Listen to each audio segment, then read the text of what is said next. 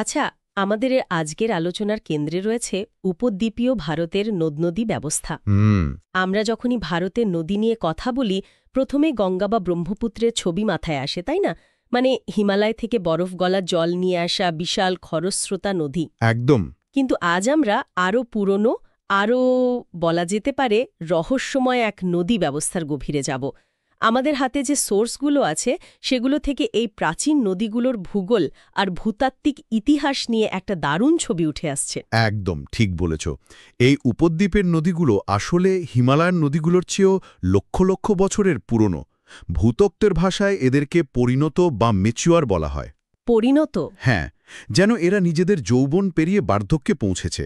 এদের দেখলে মনে হবে এরা অনেক শান্ত, স্থির, কিন্তু এদের এই শান্ত চেহারার পেছনে লুকিয়ে আছে লক্ষ লক্ষ বছর ধরে চলা এক বিশাল ভূতাত্ত্বিক নাটক। আর সেই নাটকের সবচেয়ে বড় প্রশ্নটাই আমাদের আজকের আলোচনার মূল বিষয়।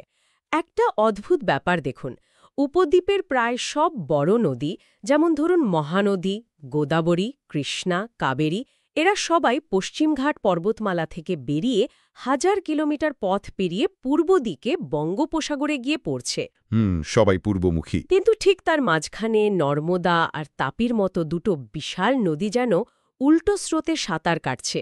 ওরা পূর্ব থেকে পশ্চিমে গিয়ে আরব সাগরে মিলিত হচ্ছে। পুরো ভূখণ্ডটা যখন একদিকে ঢালু, তখন এই দুটো নদী কিভাবে নিয়মের ব্যতিক্রম হয়ে উঠল? চলুন এই রহস্যটাই আজ ভেদ করা যাক। এই রহস্যের চাবিকাঠিটা কিন্তু লুকিয়ে আছে দুটো জিনিসের মধ্যে। এক, পশ্চিমঘাট পর্বতমালা, যা একটা বিশাল দেওয়ালের মতো দাঁড়িয়ে নদীর গতিপথ ঠিক করে দেয়। আর দুই, এমন কিছু ভূতাত্ত্বিক ঘটনা যা খালি চোখে দেখা যায় না, কিন্তু যা গোটা উপমহাদেশের ভাগ্য নির্ধারণ করেছে। এই দুটোকে জুড়তে পারলেই ছবিটা পরিষ্কার হয়ে যাবে। দারুণ। তাহলে চলুন প্রথমে নিয়মটা দিয়েই শুরু করি। এই যে পূর্ব দিকে বয়ে যাওয়া নদীগুলো, এদেরকে পরিণত বলা হচ্ছে কেন? এর মানে ঠিক কি? এদের চরিত্রটা ঠিক কেমন? পরিণত শব্দটা এখানে খুব গুরুত্বপূর্ণ। ভাবুন, একটা নদী যখন পাহাড় থেকে প্রথম নামে, তার মধ্যে অসংখ্য শক্তি থাকে। সে তখন সবকিছু ভেঙে চুরে ক্ষয় করে নিজের পথ তৈরি করে। মানে যৌবন অবস্থা আর কি? ঠিক, ওটা হলো নদীর যৌবন অবস্থা। কিন্তু উপদ্বীপের এই নদীগুলো লক্ষ লক্ষ বছর ধরে একই পথে বইছে। এত দীর্ঘ সময় ধরে ক্ষয় করতে করতে এরা নিজেদের উপত্যকাকে চওড়া আর গভীরতাকে কমিয়ে ফেলেছে। এদের চলার পথের ঢাল বা গ্রেডিয়েন্ট এখন এতই কম যে এদের স্রোতে আর আগের মতো সেই তীব্রতা নেই। এরা এখন শান্ত, ধীরে সুস্থে বয়ে চলে। একদম। তার মানে এরা এখন আর ভূমিকে ক্ষয় করার বদলে ভূমি তৈরি করার কাজটাই বেশি করে, তাই কি? একেবারে তাই। আর এর সবচেয়ে বড় প্রমাণ হল এদের মোহানা। মহানদী, গোদাবরী বা কৃষ্ণার মতো নদীগুলো যখন সমুদ্রে মেশার কাছাকাছি আসে, এদের গতি আরও কমে যায়। তখন এরা নিজেদের সঙ্গে বয়ে আনা কোটি কোটি টন পলি, বালি, কাদা মোহনার কাছে জমা করতে শুরু করে। হাজার হাজার বছর ধরে এই পলি জমতে জমতে সেখানে একটা নতুন ভূখণ্ড তৈরি হয়, যাকে আমরা বদ্বীপ বা ডেল্টা বলি। ঠিক। সুন্দরবনের মতো গোদাবরী বা কৃষ্ণার বদ্বীপও বিশাল উর্বর এলাকা, যেখানে লক্ষ লক্ষ মানুষের জীবন জীবিকা গড়ে উঠেছে। এই বদ্বীপ তৈরি করাটাই হলো একটা পরিণত নদীর সবচেয়ে বড় পরিচয়। আর এই সবকটা পরিণত নদীর উৎস হল পশ্চিমঘাট পর্বতমালা। এই পর্বতমালা কিভাবে একটা ওয়াটার ডিভাইড বা জলবিভাজিকার কাজ করে? এটা কি নিছকই একটা উঁচু পাহাড়ের সারি? না, নিছকে উঁচু সারি নয়, এর গঠনটা খুব অদ্ভুত। পশ্চিমঘাট পর্বতমালা উপদ্বীপের পশ্চিম উপকূল ঘেঁষে একটা লম্বা দেওয়ালের মতো দাঁড়িয়ে আছে। এর পশ্চিম দিকের ঢাল, মানে আরব সাগরের দিকের ঢালটা অত্যন্ত খাড়া। আচ্ছা। অনেকটা দেওয়াল থেকে ঝাঁপ দেওয়ার মতো। তাই ওদিকে যে ছোট ছোট নদী তৈরি হয়, তারা খুব দ্রুত সোজাসুজি সমুদ্রে নেমে যায়। কিন্তু পূর্ব দিকের ঢালটা বেশ মৃদু এবং লম্বা, হাজার কিলোমিটার জুড়ে বিস্তৃত। ও, এই কারণে? হ্যাঁ, তাই পশ্চিমঘাটের মাথায় যে বৃষ্টি হয়, তার বেশিরভাগ জলই ওই মৃদু ঢাল বেয়ে ধীরে ধীরে পূর্ব দিকে বঙ্গোপসাগরের দিকে এগোতে থাকে। গোদাবরী, কৃষ্ণা, কাবেরী সবার জন্ম এভাবেই।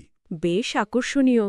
এই ভৌগোলিক গঠনটা দেখতে যতটা স্থায়ী মনে হচ্ছে, এটা কি সবসময় এমনই ছিল, নাকি এর পেছনেও কোনো বিশাল ভূতাত্ত্বিক ওলটপালটের গল্প আছে? আমাদের সোর্সগুলো তো সেরকমই ইঙ্গিত দিচ্ছে। অবশ্যই আছে। আজকের এই যে ভূখণ্ড আমরা দেখছি এটা কোটি কোটি বছরের ভাঙাগড়ার ফল। আমাদের তথ্যসূত্রগুলো মূলত ৩টি বড় ঘটনার কথা বলছে, যা এই নদী ব্যবস্থার বর্তমান রূপ দিয়েছে। 3টি ঘটনা? হ্যাঁ, প্রথম ঘটনাটা ঘটেছিল আজ থেকে প্রায় ৬-৭ কোটি বছর আগে, টার্শিয়ারি যুগের শুরুতে। তখন এক বিশাল ভৌগোলিক বিপর্যয়ে ভারতীয় উপদ্বীপের পশ্চিম অংশটা, মানে আজকের মুম্বাই উপকূলের পশ্চিমের একটা বড় অংশ, হঠাৎই বসে গিয়ে আরব সাগরের নিচে তলিয়ে যায়। 1 মিনিট, তার মানে উপদ্বীপের একটা বড় অংশ আক্ষরিক অর্থেই সমুদ্রে হারিয়ে গিয়েছিল। হ্যাঁ, ঠিক তাই। এর ফলে নদীর যে স্বাভাবিক প্রতিসাম্য বা সিমেট্রিক্যাল প্ল্যান ছিল, সেটা পুরোপুরি নষ্ট হয়ে গেল। জলবিভাজিকার দুপাশে ছবিটাই পাল্টে গেল। তারপর? এরপর এলো দ্বিতীয় ঘটনা। যখন উত্তরে ভারতীয় পাত ইউরেশীয় পাতের সঙ্গে ধাক্কা খেল এবং হিমালয় পর্বতমালার উত্থান শুরু হলো, সেই প্রচণ্ড চাপের প্রভাব এসে পড়ল হাজার হাজার কিলোমিটার দূরে এই উপদ্বীপেও। আমি ঠিক বুঝলাম না, হিমালয়ে তৈরি হচ্ছে অনেক উত্তরে, তার চাপের প্রভাব এত দূরে উপদ্বীপের মাঝখানে এসে ফাটল তৈরি করল কিভাবে? ব্যাপারটা তো অবিশ্বাস্য লাগছে। অবিশ্বাস্য মনে হলো এটাই ঘটেছে। ভাবুন, একটা বিশাল কার্পেটকে যদি একদিক থেকে খুব জোরে ধাক্কা দেওয়া হয়, তাহলে কি শুধু ধাক্কার জায়গাতেই ভাঁজ পড়ে? না, তা তো নয়, চাপটা তো ছড়িয়ে যায়। ঠিক সেভাবেই হিমালয় তৈরির ওই ধাক্কার ফলে উপদ্বীপীয় ব্লকের উত্তর অংশটা সামান্য বেঁকে যায় এবং এর কঠিন শিলাস্তরে প্রচণ্ড চাপ সৃষ্টি হয়। এই চাপের ফলেই ওই অঞ্চলে একাধিক সমান্তরাল ফাটল বা চ্যুতি তৈরি হয়। মানে জমিনটা ফেটে যায়? হ্যাঁ, জমিন ফেটে যায় আর কিছু অংশ বসে গিয়ে লম্বা গভীর খাদের মতো তৈরি হয়। একেই ভূতত্ত্বের ভাষায় গ্রস্থ উপত্যকা বা রিফট ভ্যালি বলে। ও আচ্ছা, এবার ছবিটা পরিষ্কার হচ্ছে। তার মানে নর্মদা আর তাপি নিয়ম ভাঙছে না, ওরা আসলে সম্পূর্ণ ভিন্ন একটা নিয়মেই খেলছে। কিন্তু তার আগে আপনি যে তৃতীয় কারণটার কথা বলছিলেন।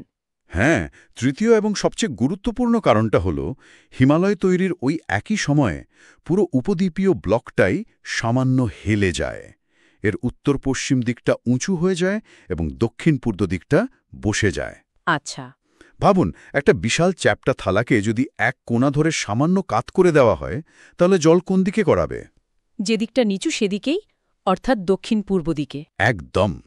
এই একটা ঘটনাই গোদাবরী, কৃষ্ণা, কাবেরীর মতো সব বড় নদীর ভাগ্য লিখে দিয়েছে। গোটা উপমহাদেশটাই যেহেতু দক্ষিণ পূর্ব দিকে কাত হয়ে আছে, তাই মাধ্যাকর্ষণের টানে ওরা অসহায়ভাবে পূর্ব দিকে বঙ্গোপসাগরের দিকেই বইতে বাধ্য। তাহলে তো নর্মদা আর তাপির রহস্যটা আরও গভীর হয়ে গেল। যদি গোটা ভূখণ্ডটাই পূর্ব দিকে ঢালু হয়, তাহলে এই দুটো নদী মাধ্যাকর্ষণের বিরুদ্ধে গিয়ে পশ্চিম দিকে যাচ্ছে কিভাবে? এটা তো রীতিমতো অসম্ভব মনে হচ্ছে। এখানেই দ্বিতীয় ঘটনাটার গুরুত্ব। নর্মদা আর তাপি মাধ্যাকর্ষণের বিরুদ্ধে যাচ্ছে না। ওরা আসলে ভূখণ্ডের সাধারণ ঢালকে অনুসরণই করছে না। করছে না? না, ওরা অনুসরণ করছে ওই ফাটল বা গ্রস্ত উপত্যকার ঢালকে। হিমালয়ের জাপে যে গভীর ফাটলগুলো তৈরি হয়েছিল, সেই ফাটলগুলোর ঢাল ঘটনাচক্রে পশ্চিম দিকে, অর্থাৎ আরব সাগরের দিকে ছিল। একটা ভালো উপমা দিয়ে বোঝানো যাবে ব্যাপারটা। অবশ্যই। ধরুন, একটা কাঠের টেবিলের উপরিভাগ সামান্য ডান দিকে ঢালু। আপনি জল ঢাললে সেটা ডান দিকেই গড়াবে। ঠিক। কিন্তু যদি টেবিলের মাঝখানে লম্বা একটা ফাটল থাকে আর সেই ফাটলটার ঢাল হয় বাম দিকে, তাহলে কি হবে? ও, তাহলে জল টেবিলের ঢাল না মেনে ওই ফাটলের মধ্যেই চলে যাবে, আর ফাটলের ঢাল বেয়ে বাম দিকে গড়াবে। তৈরি হওয়া ওই গ্রস্ত উপত্যকাগুলোই ওদের জন্য পূর্বনির্ধারিত পথ।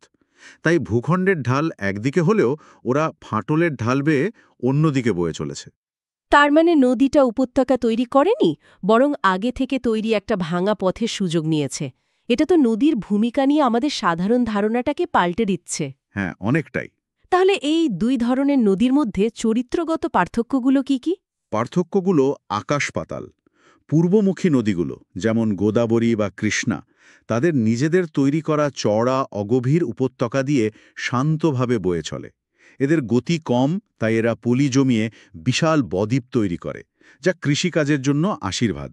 এদের গতিপথে হালকা বাঁক বা মিয়ান্ডার্সও দেখা যায়। ঠিক। আর নর্মদা, তাপি, এদের জগৎটা নিশ্চয়ই সম্পূর্ণ অন্যরকম। সম্পূর্ণ ভিন্ন।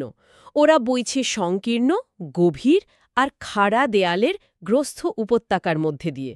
ভাবুন, দুপাশে উঁচু পাথরের দেয়াল আর তার মাঝখান দিয়ে গর্জন করতে করতে ছুটে চলেছে খরস্রোতার নদী।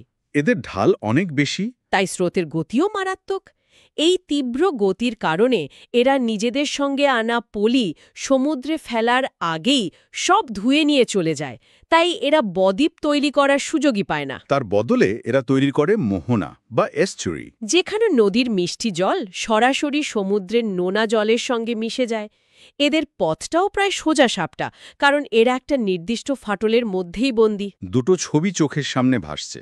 একদিকে গোদাবরীর বদ্বীপ, মানে দিগন্তজোড়া সবুজ ক্ষেত, মানুষের কোলাহল, আর অন্যদিকে নর্মদার মার্বেল রক্সের গিরিখাত, মানে দুপাশে খাড়া পাথরের দেওয়াল, গভীর খাদ আর খরস্রোতা নদীর গর্জন। একই দেশের দুটো নদী, অথচ দুটো যেন দুটো ভিন্ন জগৎ। ঠিক, এই বৈপরীত্যটাই উপদ্বীপীয় নদী ব্যবস্থাকে এত আকর্ষণীয় করে তুলেছে।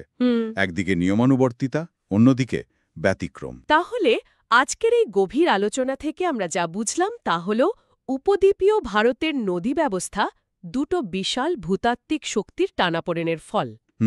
একদিকে আছে গোটা উপমহাদেশের দক্ষিণ পূর্ব দিকে হেলে যাওয়া, যা বেশিরভাগ নদীকে বঙ্গোপসাগরের দিকে ঠেলে দিয়েছে, আর অন্যদিকে আছে ভূখণ্ডের বুকে তৈরি হওয়া গভীর ফাটল, যা নর্মদা ও তাপির মতো বিদ্রোহী নদীকে এক বিকল্প পথ তৈরি করে দিয়েছে।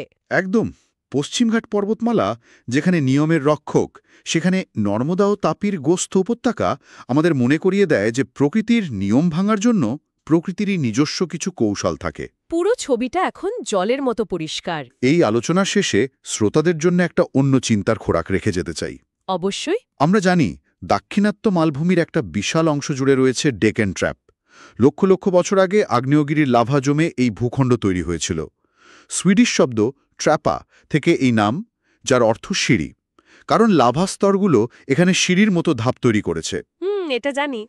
এখন ভাবার বিষয় হল যে ফাটল বা দুর্বল স্থানগুলো দিয়ে লক্ষ লক্ষ বছর পর নর্মদা ও তাপির মতো নদী প্রবাহিত হচ্ছে, সেই একই ফাটলগুলো দিয়েই কি কোটি কোটি বছর আগে পৃথিবীর পেট থেকে ওই লাভা বেরিয়ে এসেছিল? বাহ, দারুণ প্রশ্ন তো।